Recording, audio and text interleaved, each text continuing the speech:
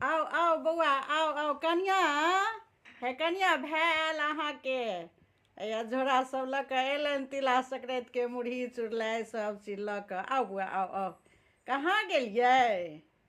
हाँ हाँ अयलनि हैया बड़का भाय अहाँके आ भिनसरसँ रास्ता तकै छलियै हन मोने मोन हम बुझै छलहुँ एम्हर उम्हर अहाँ घूमै छलियै तऽ होइ छलए जे अहाँके भाय अबैया यए कनिआँके माय बड्ड दिलहगर बुझलहुँ। एको गो पाबनि तिहार छोड़ै नहि छथिन, कहुना ने कहुना पठाए दै छथिन, 2 दिन पहिनैए पठा दै छथिन। आबो बौआ आउ बैसऽ बैसऽ ए कनिया पानि दियौ ने तऽ बौआके। हाँ भैया गोर लागै छी। अबरियो माँ पठाए देलकै अबरी ओकर तबियत ठीक नहीं छलै, हम मना केने छलियै जे नहीं पठबिहन किछो। हाँ हाँ आउ ने भैया घरे में आउ ने बैसै छी। ऐ कनिया लाउ ने झोरा देखिए की सब पठेलनि हन माँ अहाँके। ये तऽ बड्ड नमहर झोरा छै कि बोरे छियै एते गो के। या लइयो तऽ बहुते छै ये कनिया। ई तऽ एते आब खरमास भऽ जेतै ने तिला संक्रांतिके किछु दिनके बाद। ई एतेक जे छै से तऽ बहुत छै आ डोलचीमे दही सेहो अछि।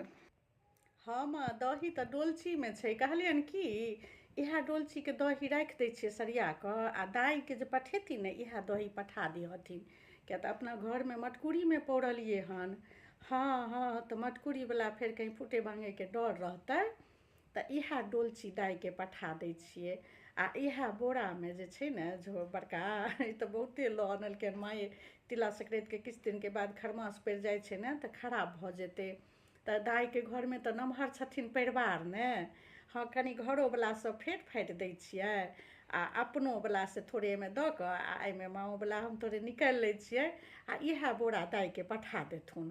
हाँ हाँ ई अपने अबै छथिन ने साँझमे तऽ आइए दाइके इएह पठा देथुन। हाँ साड़ी एकटा बड़ सुन्दर कीन कऽ भाय अनने छनि हाँ दाइ लए। तऽ कहने छलखिन जे माँके देखा दियौ तऽ हम तऽ सरप्राइज रखने छलियनि। ओ साड़ी छै बड़ सुन्दर आर इएह दही छै एहिमे चुड़लाइ मुड़लाइ सब आओर कनि फेट फाटि कऽ दाइके पठा देथुन। हाँ कनिया से तऽ अहाँ ठीके कहलियै जे दाइके पठा दैतियै इएह। हमरो मोनमे भेल छलए लेकिन हम कहलहुँ नहि जे मोनमे हैत जे नैहरसँ आयल हन आ माँ कहै छथि दाइके पठा दै लए। अहाँ बड़ बढ़िआँ बात कहलहुँ जे आब खरमास पड़ि जाइ छै तऽ फेर खराबो नहि भऽ जाइ छै आ दाइके नमहर परिवार छै आ दही भने इएह डोलचिए कहलियै दऽ देबै। हाँ हाँ सरिया कऽ राखि दियौ बौआ आबै छै ने। अच्छा साड़ी किनने छै अहाँ दुनू प्राणी देखियौ। आ हम मोनमे सोचै छलियै कि जे एबरी दाइके कोन साड़ी पठैयै। अच्छा तऽ ओहिमे साड़ी दऽ कऽ आइए साँझमे पठा देबै बौआके।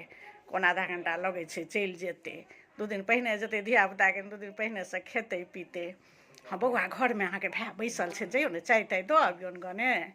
हाँ हाँ जइयौ ने खेनाइ पिनाइ सब बढ़िआँसँ बना दियौ आबै छै। हाँ बढ़िआँसँ बना दियौ कनि पनीरके तरकारी बना देबै, कचौड़ी छानि देबै, सेवइके खीर कऽ देबनि तऽ कतेक दिनपर अहाँके बड़का भाय अयलनि हन। हाँ हाँ हाँ ठीक छै चलू भने भने कहलहुँ दाइके इएह सब पठा देबै, थोड़े अपनो राखि लेब ओहिमे हाथक चिखब आ थोड़े जे छै से एहिमे फेट फाटि कऽ पठा देबै।